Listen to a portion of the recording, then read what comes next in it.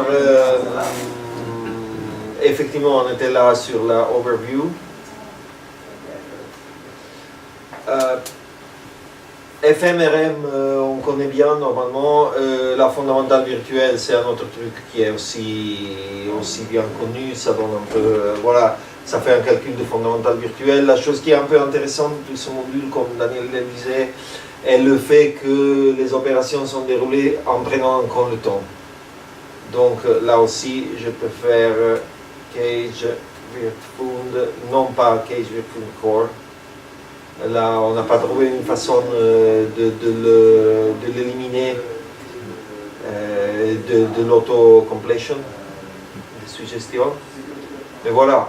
Bon, l'idée là est justement que pour chaque, c'est même pas pour chaque accord, car ma définition d'accord est ça, mais pour chaque verticalité, c'est-à-dire qu'à ces moments-là, là où le Ré rentre, le Ré avec tous les notes qui étaient déjà là en précédence vont former la mixture sur laquelle la fondamentale virtuelle est calculée.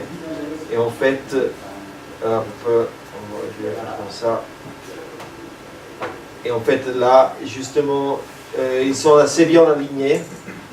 Et vous voyez, là, j'ai un truc là-dessus et un autre truc là-dessus.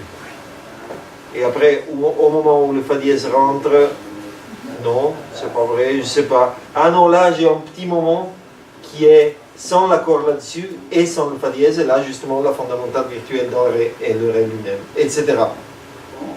Et le même principe est valide aussi pour la FM, la RM, donc l'idée est que tout est calculé dans le temps. Et après, vous avez plein de paramètres pour gérer la façon dont la fondamentale virtuelle est calculée, etc. Et quelque chose que peut-être Daniel n'a pas montré, et c'est pas, si vous voulez, 100% complet, mais peut-être déjà ça peut aider. Il y a des tutoriaux qui couvrent aussi un peu de questions théoriques. Donc, par exemple, le tutoriel sur le fondamental virtuel donne aussi un peu un aperçu des problématiques théoriques sur qu'est-ce que c'est qu'une fondamentale virtuelle, à quel type de processus électroacoustique ça correspond. Ça correspond dans une certaine mesure au résultat d'une distorsion par wave shaping, etc. Et donc là aussi c'est un peu...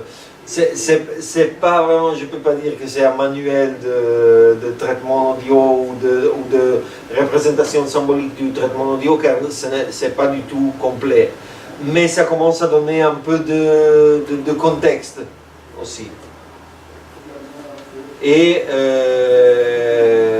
quelque part, au moins certains de ceux-là ont pas mal de détails sur comment l'implémentation a été effectivement déroulée.